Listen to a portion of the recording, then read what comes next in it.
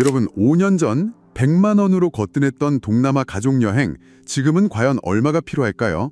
단순히 요즘 물가가 많이 올랐다 이런 감상을 넘어서요. 네, 그 막연한 느낌을 넘어서야죠. 맞아요. 그래서 이번 심층 분석에서는 실제 환율, 인플레이션 데이터, 그리고 각국의 거시경제 지표를 바탕으로 동남아 주요 목적지들의 2026년 여행 견적을 정밀 분석해 봅니다. 이번 딥다이브의 미션은 여러분의 소중한 예산이 가장 큰 가치를 발휘할 최고의 가성비 여행지를 데이터로 딱 찾아내는 것입니다. 네, 사실 오늘 저희가 살펴볼 자료들은 그 서점에서 파는 흔한 여행 가이드북이 아니거든요. 아, 그렇죠. 네네. 금융권의 외환시장 전망, 각국 통계청의 소비자 물가 데이터, 현지 투어 업체의 긴급 공지사항, 심지어 동남아 로컬 기업들의 재무 리포트까지 모조리 해체해 볼 겁니다. 와, 재무 리포트까지요? 그럼요. 왜냐하면 여러분이 비행기에서 딱 내리는 순간 마주하는 모든 가격표가 결국 우리가 속한 한국 경제랑 목적지 국가의 경제가 맞붙는 그 링 위에서 결정되기 때문이죠. 맞아요. 우리가 여행 준비할 때 사실 스카이 스캐너 같은 데서 비행기 표부터 막 검색하시잖아요. 그쵸. 무조건 항공권부터 보죠. 네. 하지만 진짜 첫 번째 관문은 약간 보이지 않는 입장권 같은 거, 바로 환율이잖아요. 2026년 지금 우리가 쥐고 있는 이 입장권의 가치, 그러니까 원화의 기본 체력이 어느 정도인가요? 냉정하게 말씀드리면 과거처럼 뭐 1달러에 1,100원, 1,200원 하던 시절의 체력은 이제 기대하시면 안 됩니다. 아, 1,200원대도 안 되나요, 이제? 네. 하나은행의 2026년 외환시장 전망을 분석해보면요. 원달러 환율이 상반기 내내 1,400원대 중반에서 아주 무겁게 유지가 됩니다. 그러다가 하반기에 접어들어서야 한 1,380원 수준으로 아주 완만하게 하락할 것으로 보이거든요. 잠깐만요. 예전 수준으로 돌아가기 힘들다는 건 알겠는데 그러니까 도대체 왜 이렇게 달러가 계속 비싼 건가요? 미국 금리 인하 이야기도 있고 한데. 거기에는 두 가지 거대한 축이 있습니다. 바로 미국의 성장 우위랑 관세 리스크라는 거시적 요인 때문이에요. 관세 리스크요? 네. 다른 나라들은 막 경제 침체로 허덕이고 있는데 미국 경제 혼자만 너무 탄탄하게 버티는 거죠. 게다가 보호무역주의가 심해지면서 그 글로벌 무역의 관세 폭탄이 떨어질 수도 있다는 불안감이 엄청 크잖아요. 네네, 요새 뉴스에 계속 나오죠. 그러니까 전 세계 투자자들이 가장 안전한 자산인 달러만 꽉 쥐고 안 놓는 겁니다. 결론적으로 한국인 여행객 입장에서는 여행 출발선 자체가 예전보다 한 20m쯤 뒤로 밀려난 상태에서 시작한다. 이렇게 보셔야 해요. 와, 출발선부터 뒤처져 있다니 벌써 좀 우울한데요? 자, 그럼 이 비싼 달러를 바리바리 싸 들고 현지에 도착했다고 해보죠. 환율에서 손해본 만큼 현지 물가가 저렴하면 좀 보상받을 수 있지 않을까요? 안타깝게도 현지 물가 상승세, 즉 인플레이션도 여러분의 지갑을 가만두지 않습니다. 거기도 물가가 오르나요? 그럼요. 국가별 거시경제 데이터를 보면요. 베트남의 소비자 물가지수, 보통 CPI라고 하죠. 일반 국민들이 체감하는 이 물가 상승률이 2026년 4월 기준으로 무려 5.5%에 달했습니다. 5.5%요? 네, 전달인 3월이 4.7%였는데 한 달 만에 급격하게 뛰어오른 거죠. 와, 5.5%면 진짜 높은 건데 피부로 확 와닿을 것 같은데요? 그쵸. 근데 이런 물가지수라는 추상적인 숫자보다 더 무서운 게 있어요. 뭔데요? 이게 현지에서 어떻게 변형돼서 우리 영수증에 찍히느냐는 거죠. 필리핀 마닐라 투어의 사례를 보면 확 와닿으실 겁니다. 필리핀이요? 거기에 무슨 일이 있었죠? 현지 투어 업체가 2026년 3월에 올린 긴급 공지를 보면요. 중동 지역 정세 불안 때문에 국제 유가가 급등했잖아요. 이것 때문에 현지 유류비가 단기간에 2배에서 3배까지 폭등해버렸습니다. 헐, 3배요? 주유소 기름값만 오른 게 아닐 텐데. 네, 바로 그겁니다. 동남아 여행 가면 섬 사이 오갈 때 그 방카라고 하잖아요. 전통 보트. 방카 많이 타죠. 필수 코스잖아요. 네, 그 방카를 타거나 촬영을 대절하는 액티비티 투어 비용이 3월 23일을 기점으로 그냥 즉각적으로 엄청나게 올랐어요. 보통 여행 예산 짤 때 밥값 얼마, 마사지 얼마 이러잖아요. 네, 보통 그렇게 계산하죠. 근데 사실은 이런 거시적인 에너지 비용의 폭등이 여행의 총 경비를 완전히 망가뜨리는 숨은 주범이 된 겁니다. 그렇겠네요. 근데 여기서 좀 반론이 하나 생기는데요. 네, 말씀하시죠. 방금 베트남 물가가 5.5%나 올랐다고 하셨잖아요. 유류비 파동도 있고. 근데 막상 블로그나 여행기 찾아보면 여전히 다낭은 가성비가 최고다. 무조건 베트남이다. 이런 후기가 넘쳐나거든요. 그쵸. 많이 보셨을 거예요. 네. 인플레이션 수치랑 실제 사람들이 체감하는 물가자에 뭔가 괴리가 있는 건가요? 와, 아주 훌륭한 포인트입니다. 그 괴리의 비밀이 바로 절대적인 가격의 기준점에 있어요. 인플레이션 비율이라는 숫자랑 실제 주머니에서 나가는 현금을 좀 분리해서 보셔야 하거든요. 아, 퍼센트랑 실제 금액을 따로 봐라. 네네. 2026년 기준 베트남 다낭의 실제 물가 데이터를 한번 뜯어볼게요. 3박 4일 일정으로 1인당 총 예산을 뽑아보면 대략 한 75만 원이 나옵니다. 오, 75만 원이요? 네, 항공권 한 30만 원, 4성급 숙박비 15만 원, 그리고 식비 15만 원, 뭐 이런 식이죠. 오, 달러 비싸고 물가 5.5% 올랐다고 엄청 겁을 주신 것 치고는 사실 요전이 너무 싼데요? 그쵸. 그 이유가 세부 항목에 다 숨어 있습니다. 베트남에서 우버처럼 타는 그랩 아시죠? 그거 타보면 시내 이동할 때 보통 2,000원에서 3,000원 정도 나와요. 네, 그래 엄청 싸죠. 그리고 60분짜리 전신 마사지는 15,000원. 아무리 고급 스파를 가도 35,000원 선이거든요. 자, 생각해보세요.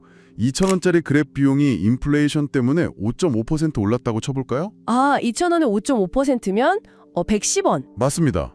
고작 110원 오른 거예요. 아하, 그러니까 퍼센트로는 5.5%에서 엄청 많이 오른 것 같은데 원래 절대적인 덩치 자체가 워낙 작으니까 우리 지갑에서는 전혀 타격감이 없는 거네요. 정확합니다. 서울에서 택시 기본요금 오르는 거랑은 차원이 다르죠. 현지인들 삶은 좀 팍팍해졌을지 몰라도 한국인 지갑 수준에서 베트남 물가는 여전히 한국의 40에서 50% 수준입니다. 그러니까 강력한 가성비라는 찬사가 계속 나오는 거죠. 이제 이해가 확 되네요. 베트남은 애초에 출발선이 낮아서 물가 파도가 쳐도 안 젖는 거군요. 그럼 태국은 어떤가요? 방콕이나 치앙마이도 우리 가족여행으로 엄청 가잖아요.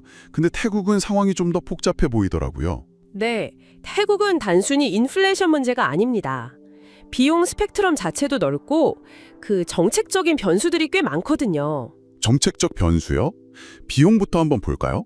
치앙마이 같은 곳은 아직 괜찮아요. 1인당 3박 5일 하면 한 80만 원에서 100만 원 선에서 방어가 됩니다. 로컬 팟타이가 약 2,000원, 커피가 1,600원 수준이니까요. 오, 치앙마이는 아직 가성비가 좋네요. 네. 근데 방콕으로 4인 가족이 간다? 이러면 이야기가 달라집니다. 저가 항공사를 이용해도 최소 280만 원이고 대형 항공사를 타면 330만 원을 훌쩍 넘깁니다. 와, 330만 원이면 진짜 만만한 동남아 느낌은 아니네요. 근데 아까 정책적 변수가 있다고 하셨잖아요. 그게 무슨 뜻인가요? 태국 관광체육부에서 재추진하는 정책이 있어요. 바로 외국인 대상 300바트 관광세입니다. 300바트면 우리 돈으로 한 10,000원 조금 넘나요? 네, 맞습니다. 게다가 태국 바트화 자체가 강세를 보이고 있어서 체감 비용은 더 올라가고요. 아, 10,000원이 큰 돈은 아니지만 뭐랄까 항상 무료로 가던 곳인데 갑자기 문 앞에서 입장료 내라고 막아서는 기분이네요. 좀 찜찜한데요? 그쵸, 기분 탓이 크죠. 근데 진짜 중요한 변수는 따로 있습니다. 비용이 아니라 분위기 문제예요. 분위기요? 네, 2025년 10월 24일에 태국의 퀸 시리켓, 즉 시리켓 워렁데비께서 서거하셨습니다. 그래서 태국 정부가 무려 90일간의 국가 애도 기간을 선포했어요. 아, 90일이요? 세 날이나 애도를 하는군요. 네, 이 기간에는 태국 토교의 화려한 축제나 행사들이 줄줄이 연기되거나 엄청 자제하는 분위기입니다. 와, 이건 진짜 중요한 정보네요. 2026년 초반에 태국 가서 막 떠들썩하고 신나게 놀려고 했던 분들은 기대했던 분위기랑 완전 달라서 당황하실 수도 있겠어요. 맞습니다. 그래서 태국은 비용도 비용인데 이런 사회적 변수까지 다각도로 고려하셔야 합니다. 정리해보면 베트남은 물가 올라도 아직 싸고 태국은 입장료도 생기고 분위기도 좀 차분하다 이거네요. 네네, 그렇습니다. 그럼 이렇게 외부 경제 충격이나 각국의 변수들로 막 복잡한데 아예 정부가 나서서 여행객들 오라고 멍석을 딱 깔아주는 그런 완벽한 목적지는 없을까요? 아, 바로 거기가 이번 딥다이브의 핵심입니다. 2026년 최적의 목적지, 바로 말레이시아입니다. 말레이시아요? 오, 다른 나라들은 막 인플레이션 파도에 허우적대고 있는데 말레이시아는 국가에서 나서서 서핑보드를 쥐어주는 느낌인가요? 정확한 비유입니다. 거시경제 지표부터 베트남이나 태국이랑 완전히 다릅니다. 말레이시아의 2026년 GDP 성장률이 4.3%인데 인플레이션은 베트남이 아까 5.5%였잖아요. 네네, 엄청 높았죠. 말레이시아는 겨우 1.8% 수준에서 유지되고 있습니다. 게다가 달러 대비 링깃 환율도 4.00 수준으로 굉장히 강세를 보일 전망이고요. 잠깐, 나라 경제는 4% 넘게 크는데 물가는 1.8%라는 건 완전 안정적이라는 거잖아요. 근데 물가 안정만으로 최고의 선택이라고 하기엔 좀 약한데 도대체 2026년에 말레이시아에서 무슨 일이 벌어지는 건가요? 물가 안정은 기본이고요. 진짜 핵심은 말레이시아 정부의 메가 마스터 플랜, 비전 말레이시아 이어 2026, 줄여서 VMY 2025 캠페인입니다. VMI 2020이요? 규모가 어느 정도길래 마스터 플랜이라고 부르나요? 목표치가 엄청납니다. 한 해 동안 방문객 4,700만 명을 유치하고 우리 돈으로 100조 단위인 3,290억 링깃의 관광 수입을 올리겠다는 거예요. 이를 위해서 기본 예산 5억 링깃에다가 추가로 7억 링깃을 관광 홍보랑 인프라 개선에 투입하는 말 그대로 국가적 총력전입니다. 와, 4,700만 명이면 우리나라 인구 전체가 한 번씩 가야 되는 수준이네요. 예산도 어마어마하고. 근데 제가 좀 삐딱하게 질문해 볼게요. 네, 해보시죠. 정부에서 캠페인 예산을 쏟아붓는 건 알겠어요. 근데 그게 관광객인 저랑 무슨 상관인가요? 제가 낼 비행기표 값이나 밥값이 직접 싸지는 건 아니잖아요. 그냥 화려한 포장지 아닌가요? 그렇게 생각하실 수 있죠. 근데 이게 단순한 포장지가 아닙니다. 이 캠페인이 왜 무섭냐면 현지 기업들의 재무 데이터를 보면 답이 나와요. 재무 데이터요? 여행사들 말인가요? 아니요. FNN이나 QL 리소스즈 같은 소비재 기업들입니다. 이 기업들이 편의점 물건, 식음료, 수산물 같은 걸 공급하거든요. 아하, 말레이시아 정부가 관광객이 폭발적으로 늘어날 걸 대비해서 이런 기업들을 통해 식음료, 심지어 편의점 매출까지 관광객의 소비가 경제 전반을 견인하도록 철저하게 기획을 해놨어요. 그러니까 4,700만 명이 몰려와서 먹고 마셔도 물가가 미친 듯이 뛰지 않고 안정적으로 유지되는 겁니다. 우와, 대박이네요. 그러니까 관광객이 몰리면 원래 바가지 요금 생기고 물가 폭등해야 정상인데 국가가 미리 편의점 과자 가격부터 통제 시스템을 깔아놨다는 거네요. 바로 그겁니다. 그럼 여행 경비에서 제일 큰 부분인 항공권이나 호텔 같은 굵직한 인프라는 어떤가요? 이것도 데이터로 증명이 되나요? 당연하죠. 항공 인프라만 봐도 엄청납니다. 말레이시아 공항공사, 즉 MHB가 페낭이나 코타키나발루 같은 공항 인프라를 개선하는데 무려 23억 링깃을 투입했어요. 23억 링깃이요? 공항을 아예 새로 짓는 수준이네요. 네, 그 결과 75개 이상의 전 세계 항공사들을 유치해서 연결성을 대폭 강화시켰습니다. 항공 노선이 늘어나니까 자연히 경쟁이 붙겠죠. 아, 노선이 많아지면 비행기 표값은 안정화되겠네요. 거기다 결정적으로 2026년 글로벌 브렌트유 가격이 배럴당 55에서 60달러 선으로 하락할 걸로 예상되거든요. 오, 기름값이 떨어지나요? 네, 제트 연료비가 떨어지니까 항공사들도 숨통이 트이고 결과적으로 우리 여행객들의 항공권 비용이 확 내려가는 겁니다. 아까 마닐라에서 유류비 때문에 보트 가격 3배 뛰었다고 한 거랑 완전 정반대 상황인 거죠. 진짜 그러네요. 국가가 공항을 키우고 때마침 유가도 떨어져주고 완벽한 박자네요. 그럼 비용 방어 말고 가서 누릴 수 있는 서비스나 인프라 혁신 같은 건 또 뭐가 있을까요? 특히 부모님 모시고 가거나 시니어분들 여행 갈 때 솔깃하실 텐데 2026년이 말레이시아의 의료 관광의 해 MYMT 2026이기도 합니다. 의료 관광이요? 아플 때 병원 가는 거 말하는 건가요? 네, 맞아요. 메디컬 투어리즘. 지금 전 세계적으로 의료비가 무섭게 오르고 있거든요. 평균 10% 이상이고 아세안 지역은 14에서 16%나 상승 중이에요. 태국으로 럭셔리 웰리스 여행 가면 1인당 350만 원에서 500만 원씩 씁니다. 와, 500만 원이요? 그건 진짜 부담스럽네요. 그쵸. 근데 말레이시아 보건부 MOH가 어떻게 했냐면요. 외국인 환자들 예약 잡아주고 수수료 챙기는 제3자 관리업체들이 있어요. 얘네들을 법으로 엄격하게 규제해서 수수료 마진을 통제해버렸습니다. 아, 중간 브로커들 거품을 국가가 빼버린 거군요. 맞습니다. 그래서 한국 시니어 여행객들이나 웰네스 찾으시는 분들이 태국에 맞서서 아주 합리적인 가격에 고품질 의료 서비스를 누릴 수 있게 된 거예요. 진짜 들으면 들을수록 철저하게 개선된 국가적 총력전이네요. 근데 문득 궁금한 게 이렇게 국가 차원에서 공항 새로 짓고 인프라 갈아엎는 게 말레이시아만 이러는 건가요? 동남아 전체가 뭔가 진화하는 느낌인데요. 뷰가 아주 좋으시네요. 아세안 투어리즘 포럼 ATF 자료를 보면 동남아 전역의 인프라 트렌드가 바뀌고 있습니다.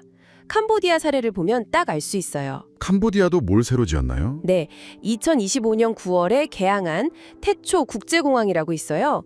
이걸 기점으로 캄보디아가 완전히 공격적인 캠페인을 시작했거든요. 오, 어떤 캠페인이요? 5월에서 10월 사이가 동남아는 우기잖아요.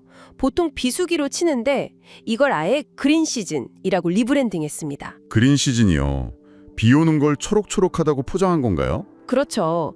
인프라가 좋아지고 공항이 쾌적해지니까 단순히 싸서 가는 곳이 아니라 비가 와도 쾌적하게 여행할 수 있는 대안 목적지로 자신 있게 내놓는 거예요. 야, 진짜 동남아가 이제 단순히 저렴한 물가 원툴이 아니네요. 맞습니다. 쾌적한 여행 경험을 제공하는 방향으로 시장 전체가 진화하고 있는 거죠. 자, 오늘 진짜 방대한 데이터를 뜯어봤는데요. 여러분, 2026년의 동남아 여행은 과거처럼 가벼운 지갑만으로 떠날 수 있는 만만한 곳이 아닙니다. 달러 위상, 글로벌 유가, 현지 인플레이션 같은 거시경제의 거대한 파도를 이해해야 하고요. 네, 그래서 전략이 필요한 거죠. 맞아요. 말레이시아의 VMY 206처럼 국가가 정책적으로 막대한 혜택과 인프라를 깔아주는 곳을 찾아내는 게 우리의 소중한 예산을 지키는 현명한 소비라는 걸 데이터로 확인했습니다. 네, 아주 정확한 요약이네요. 자, 여러분, 오늘 딥다이브를 통해 우리는 환율, 유가, 국가의 관광 정책이 우리 여행 가방의 무게를 어떻게 결정하는지 확인했습니다. 그렇다면 마지막으로 여기서 한 가지 도발적인 질문을 던져보고 싶습니다. 오, 뭔가요? 각국 정부가 관광객의 지갑을 열기 위해서 막 수조 원을 들여 공항을 새로 짓고 의료 비용 브로커들까지 통제하면서 완벽하게 기획된 관광 생태계를 만들어내고 있다면요. 과연 미래의 여행은 날 것 그대로의 이국적인 문화를 탐험하는 진정한 모험일까요? 아니면 철저하게 계산된 거대한 테마파크 속을 거니는 수동적인 소비 활동일 뿐일까요? 여러분의 다음 여행은 과연 어느 쪽이 될지 한번 고민해 보시기 바랍니다. 저도 곰곰이 생각해보게 되네요. 네, 오늘 준비한 내용은 여기까지입니다. 지금까지 딥다이브였습니다. 감사합니다.